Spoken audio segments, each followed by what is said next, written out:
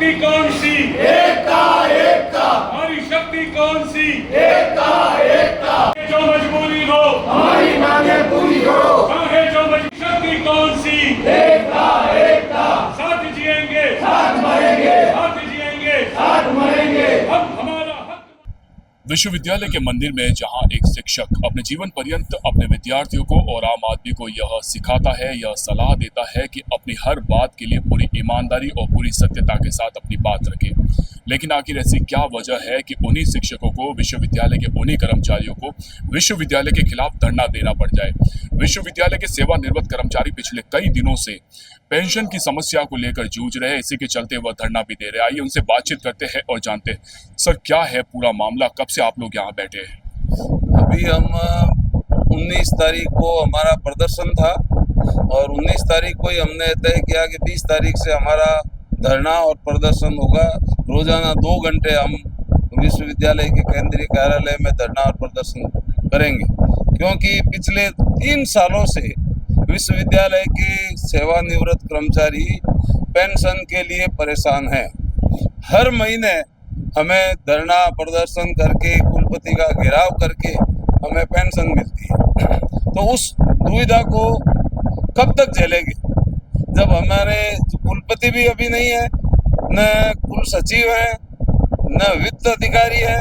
तो विश्वविद्यालय पिछले 2-3 महीनों से बिना किसी अधिकारी के चल रहा है।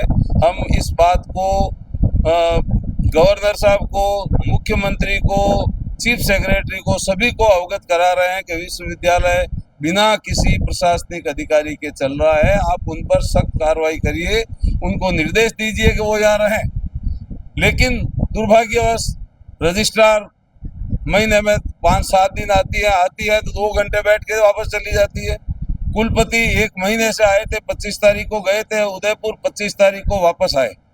हम यहाँ धरने पे बैठे थे, हमने कुलपति से कहा कि आप आइए।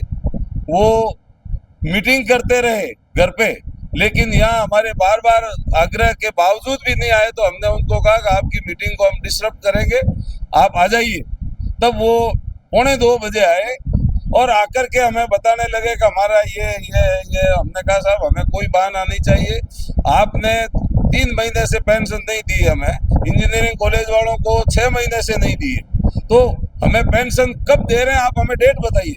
आप बहाने जो बढ़ा रहे हैं, नाटक कर रहे हैं, वो नाटक हमें नहीं चाहिए। डेट समय आप बता दीजिए, इस डेट को हम सबकी पेंशन रिलीज करेंगे।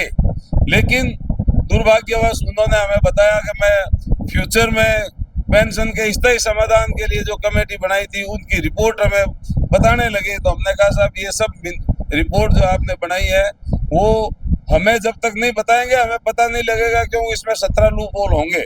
और निश्चित रूप से अकाउंट्स के मामले में विश्वविद्यालय बिल्कुल डबल जीरो है, ऑडिटेड स्टेटमेंट रिलायबल नहीं है। मेरा सवाल ये है कि एक तरफ तो पेंशन का भुगतान नहीं हो रहा, वही दूसरी ओर वित्तीय अनियमितताओं को लेकर भी लगातार आरोप लग रहे हैं। भाई वित्तीय अनियमितताएं क्या है कि जब कुलपति नहीं होगा, रजिस्ट्रार भी नहीं होगा, तो उनकी एब्सेंस में दूसरे पेमेंट हो रहे हैं। पिछले महीने की 10 तारीख को 50 लाख रुपए का बैलेंस था। अभी 25 तारीख को उन्होंने पता किया कि साहब 50 लाख का ही हमारे पास बैलेंस है। तो क्या 1 महीने और 15 दिन में पैसे विश्वविद्यालय के आए ही नहीं, पेंशन फीस आई नहीं। तो इस तरीके से कहाँ पेमेंट हो रहे हैं, हमें इतना तो पूरा ध्यान नहीं है, लेकिन करीब बाकी सबके पेमेंट हो रहे हैं। कंस्ट्रक्शन वर्क चल रहा है, विश्वविद्यालय के कुलपति का जो घर है उस घर में रिनोवेशन हो रहा है, जबकि ये खुद अस्थायी है। नए कुलपति आएगा फिर उसमें रिनोवेशन कराएगा। तो इस तरह के अंदरगल खर्चे हो रहे हैं। कुलपति खाली गाड़ी अपने लिए मंगवाता है जयपुर एयरपोर्ट से सेक्रेटेरिएट जाने के लिए, उनको एयरपोर्ट से सेक्रेटेरिएट छोड़ती है, सेक्रेटेरिएट से वापस एयरपोर्ट छोड़ती है और खाली गाड़ी जोधपुर आती है और कुलपति वहां से जयपुर से उदयपुर चले जाते हैं। तो इस तरह के अनर्गल एक्सपेंसेस जो हैं, और कुल सचिव जो है आरटीआई के लिए मैं जयपुर जा रही हूँ, आरटीआई के लिए मैं जयपुर जा रही हूँ। मैंने एक दिन पूछा, मैंने कहा आपका आरटीआई में आपकी जरूरत ही नहीं है, तो वो कहते हैं मैं तो मेडिकल पे जा रही हूँ। अब पता नहीं मेडिकल पे है कि आरटीआई पे, कोई रिकॉर्ड तो हमारे पास उपलब्ध नहीं है। लेकिन ये सही है कि विश्वविद्यालय प्रशासन पेंशन के प्रति सजग नहीं है, सावचेत नहीं है, देने की न नियति है और न उनका मानस है। पिछले कितने महीनों की पेंशन बकाया है और क्या लगता है कि कब तक यही सब चलेगा? पिछले 6 महीने से हमारी पेंशन बकाया है। इसको लेकर के हमने कई बार मौखिक तौर पर वाइस चांसलर से या प्रशासन से बात की, लेकिन प्रशासनिक अधिकारी इतने गंभीर नहीं है इस विषय को लेके। और आमदनी विश्वविद्यालय की ये नहीं कि नहीं है, छात्रों की फीस है और भी कई तरह के हमारे जो एफिलिएशन कॉलेज वाले हैं उनका भी धन हमारे पास आता है। लेकिन जिस नगरी का राजा ही अव्यवस्थित होगा तो प्रजा को तो भुगतना ही है। आज हमारा कुलपति पिछले 1 महीने से गायब है, महीने बाद वापस आया है और आकर भी एक बहाना बना रहा है कि मेरे पास पैसा नहीं है या मैं सरकार से मांगूंगा। 91 में पेंशन हमारी कंपलसरी रूप से राज्य सरकार ने लागू की थी, उसके बाद से लेकर पेंशन मिल रही है। लेकिन अफसोस के साथ कहना पड़ता है कि हर 2 महीने 3 महीने बाद में हमें पेंशन के लिए यहाँ पर धरने प्रदर्शन करने पड़ते हैं। इसलिए हमारी इस बार ये मांग है कि आज 70-75 वर्ष का कर्मचारी जो उठने की भी लायक नहीं है, कई अस्वस्थ है, कई की पारिवारिक पेंशन है, 6 महीने से किस प्रकार से अपना काम चला रहे होंगे।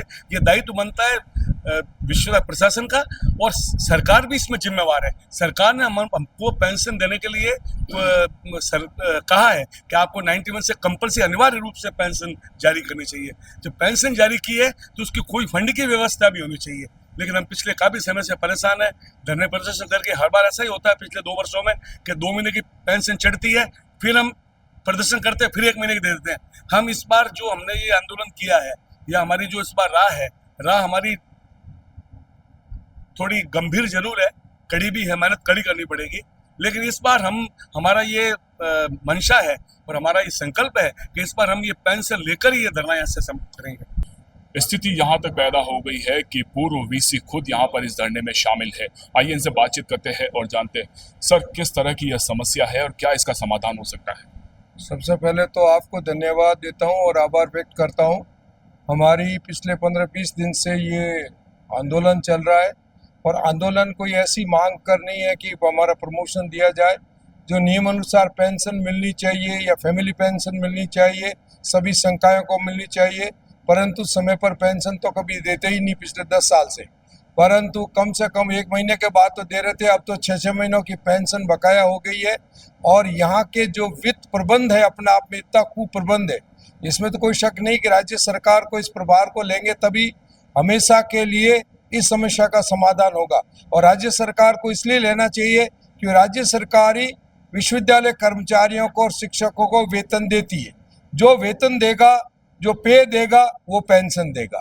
परंतु राज्य सरकार की हठधर्मिता के कारण से, हमारे यहाँ के ब्यूरोक्रेट्स की इस तरह की तानाशाही के कारण से गत कई वर्षों से मांग चल रही है। इसको 25 साल हो गए लगातार इनसे बात की जा रही है, परंतु वो टस के मस नहीं हो रहे। अब स्थिति ये आ गई है कि भुखमरी के हालात हो गए और इस तपती हुई गर्मी में यहाँ पर प्रदर्शन करने वाले कई हमारे साथी लोग भगवान के पास चले गए। अब ये हालात होने के बाद में भी इस प्रजातंत्र की किस प्रकार की राज्य सरकार है जिनमें कोई करुणा नहीं, संवेदनशीलता नहीं, और हमारा प्रशासन तो नदारत रहता है। और उन्होंने जो हिसाब किताब का गड़बड़ घोटाला किया है, उनकी बैलेंस शीटें गलत है, उनका इनकम स्टेटमेंट गलत है, लाखों रुपयों का बाहर के अकाउंटेंट को पैसे देकर के अकाउंट तैयार कराए जाते हैं। ऑडिट भी जोधपुर के इतने चार्टर्ड अकाउंट यहाँ नहीं कराया जाता है। और जिस तरह की हमारे पेंशन की एफडी दिखाई जा रही थी, वो अपने आप में फेक है।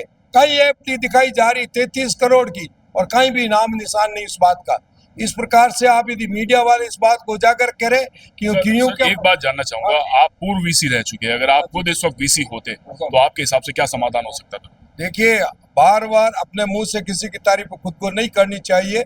2011 के अंदर मैं यहाँ पर एडॉक्ट वाइस चांसलर बना और विदिन 4 डेज में 40 करोड़ ला करके 6K कमीशन का एरियर दिया गया और पेंशन वालों का जो भी बकाया था, चाहे वो ग्रेच्युटी थी, चाहे एनकैशमेंट लीव था, चाहे कम्यूटेशन ऑफ पेंशन था, जिस तरह की बातें थी उन सब का भुगतान किया। उसके बाद 40 करोड़ और लाए, उन्होंने 40 करोड़ को लोन में बदल दिया, परंतु 80 करोड़ का पेमेंट विदिन ए मंथ किया गया। बात को जब ढंग से रखा जाएगा, हिसाब किताब साफ सामने रखा जाएगा तो पैसा भी मिलता है। और विश्वविद्यालय में शिक्षा का दायित्व किसका है? राज्य सरकार का।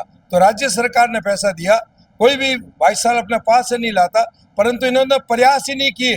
3 महीने पहले जो लेटर लिखना चाहिए था अब 23 मई को लिख रहे, और केवल लेटर लिखने से नहीं होता है, इनको जाकर के फाइनेंस सेक्रेटरी से और चीफ सेक्रेटरी से बात करनी चाहिए। हो सकता है तो मुख्यमंत्री से बात करनी चाहिए, क्यों आखिर में तो उच्च शिक्षा का उत्तरदायित्व किसका है? राज्य सरकार का। श्रेय कौन लेते हैं? मुख्यमंत्री जी लेते हैं। और उसके बाद में पेंशन नहीं देंगे आप, ये कौन सी दादागिरी अपनी? और इस पेंशन को तो हर हालत में राज्य सरकार को देना पड़ेगा, पर जब तक नहीं दिया जाता विश्वविद्यालय के प्रशासन स्वयं कुलपति महोदय यहाँ से जावे और वो जाकर के राज्य के अधिकारियों को बात को सही अकाउंट्स देकर के, डेटा देकर के 100 करोड़ का लोन हो, अनुदान हो, लेकर आए और तुरंत लेकर आवे, क्योंकि आग तो अब लगी हुई है। अब कुआं खोद करके आप पानी कब आएगा? आप रजिस्ट्रार को भेजते तो रजिस्ट्रार की बात की एक सीमा होती है, वो सीनियर आईएएस ऑफिसर से वो बात नहीं कर सकती जो एक वाइस चांसलर कर सकता है। तो ये नहीं जा रहे उच्च न्यायालयों को। ये बातें मैं आपको कह रहा हूँ, वाइस चांसलर महोदय को, जिस सीट पर आप विराजमान है यहीं पर ये बैठे थे हमारे कर्नावट साहब, उनको हमने ये बात कही, परंतु उन्होंने तो इस बात को बहुत ही गंभीरता से लिया ही नहीं। उनको लगता पेंशन नहीं मिली तो क्या हुआ, अब 3 महीने हमारी होगी, 6 महीने दूसरे हमारे साथियों की होगी। और किस तरह की बात है, फैमिली पेंशन तक नहीं दी जा रही है। कई हमारे सहायक कर्मचारियों की पत्नियां पढ़ी लिखी नहीं है, कैसे आएगी, कहाँ जाएगी, क्या करेगी? आजकल आप जानते हो औलादें भी नहीं संभालती है, उनकी क्या हालात है? उनके हालात वो एक भुखमरी में है, वो दयनीय स्थिति में, जिनका पति यहाँ 40 साल तक इसी विश्वविद्यालय की सेवा करके निवृत्त हुआ और उसको आप पेंशन नहीं दे रहे। आप पूरे समाज को ये बात हमारी रखिए। पूरे जोधपुर सिटीजन से मैं निवेदन करना चाहता हूँ कि आपको आकर के यहाँ के अधिकारियों से और राज्य सरकार से बात करनी चाहिए। हमारे जो हक है उसको आप जो इस सीनियर स्टेज एज में, मैं खुद 75 वर्ष का होने जा रहा हूँ और उनको आप पेंशन नहीं दे रहे। मेरे तो किसी प्रकार का न तो पुत्र का है जो सौभाग्य प्राप्त हुआ, तो हम दोनों बुजुर्ग लोग हमारे घर पर रह रहे, पेंशन के बिना कैसे कार्य चल सकता आप जानते हैं। 2-2 महीने 3-3 महीने पेंशन नहीं मिलती है, कितना मुश्किल हो जाता है गुजर बसर करना। या जो फैमिली पेंशन वाले हैं उनकी पेंशन तो और भी कम है, और जो अशैक्षणिक कर्मचारी है जैसे पियोन से रिटायर हुए उनकी भी पेंशन कम है।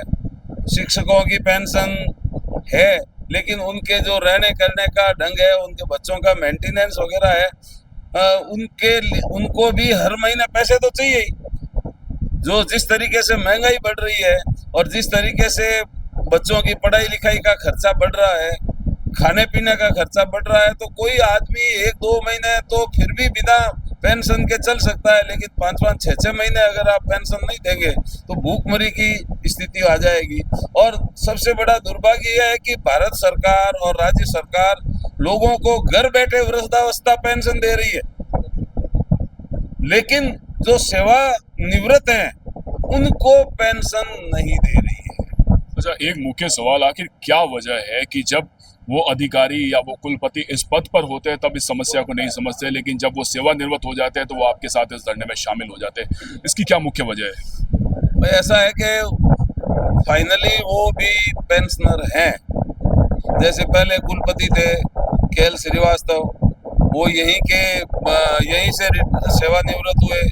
गुलाब सिंह जी यहाँ से सेवानिवृत्त हुए, लेकिन गुलाब सिंह जी के समय पे हमें कभी भी धरना प्रदर्शन करने की जरूरत नहीं पड़ी। 10 महीने तक कुलपति रहे, हमें फर्स्ट ऑफ मंथ को पेंशन मिल जाती थी। भंवर सिंह जी थे तो उन्होंने हमें 6th पे कमीशन का एरियर पूरा दिलवाया, सरकार से पैसे लेकर के दिलवाया, लेकिन उस वक्त भी हमारे पेंशन की कोई दुविधा नहीं हुई। पेंशन की ज्यादा दुविधा पीसी त्रिवेदी जो कुलपति आए थे वहां से ये शुरू हुई है, और केएल श्रीवास्तव के टाइम पे थोड़ा और बढ़ी है। और अब तो उन्होंने शिक्षकों को डिवाइड करने की, कर्मचारी पेंशनर्स को डिवाइड करने की पॉलिसी अलग चला दी। सिंडिकेट से ये रिजोल्यूशन पास करवा दिया कि जय नारायण व्यास विश्वविद्यालय उनको पेंशन नहीं देगा जो एमबीएम इंजीनियरिंग फैकल्टी से सेवानिवृत्त हुए। उस सिलसिले में भारत के मतलब राजस्थान के उच्च न्यायालय ने कल ही एक डिसीजन दिया है कि विश्वविद्यालय जयनारायण व्यास विश्वविद्यालय ही उनकी पेंशन के लिए जिम्मेदार है और उनको 1 महीने के अंदर अंदर उनके जो भी ड्यूज हैं पेंशन के वो पेमेंट किए जाएं। और सबसे बड़ा दुर्भाग्य यह है कि पेंशन जो इनकम टैक्स एक्ट है उसका धारा 15 वो ये कहती है कि पे और पेंशन दोनों वर्ड एक साथ यूज किए हुए हैं। तो अगर पे राज्य सरकार देती है तो पेंशन का दायित्व भी राज्य सरकार का ही बनता है और हम इसी तौर पे सुप्रीम कोर्ट का भी यही कहना है, लेकिन सरकार हर बात को दरकिनार करते हुए हमें आंदोलन के लिए प्रेरित कर रही है और हमें मजबूर होकर के ये आंदोलन चालू करना पड़ा है। अब हमने ये तय कर लिया है कि आर पार की लड़ाई होगी, जिससे या तो पेंशन का समाधान हो जाएगा और नहीं होगा तो हम सब यहीं पर मरणासन हो जाएंगे। तो ये है जोधपुर जयनारायण व्यास विश्वविद्यालय के सेवानिवृत्त कर्मचारी जो पिछले कई दिनों से लगातार आंदोलन करने पर मजबूर है। मजबूरी बहुत बड़ी है क्योंकि पिछले लंबे समय से जो पेंशन है वो नहीं मिलने की वजह से जो गुजर बसर है वो भी करना काफ़ी मुश्किल हो रहा है। लेकिन देखना यह है कि राज्य सरकार या फिर विश्वविद्यालय प्रशासन कब इस ओर अपना ध्यान आकर्षित करता है और कब इस समस्या का स्थायी समाधान निकाल पाता है। कैमरा पर्सन राहुल जोशी के साथ आशीष पुरोहित, द न्यूज़ वर्ल्ड, जोधपुर।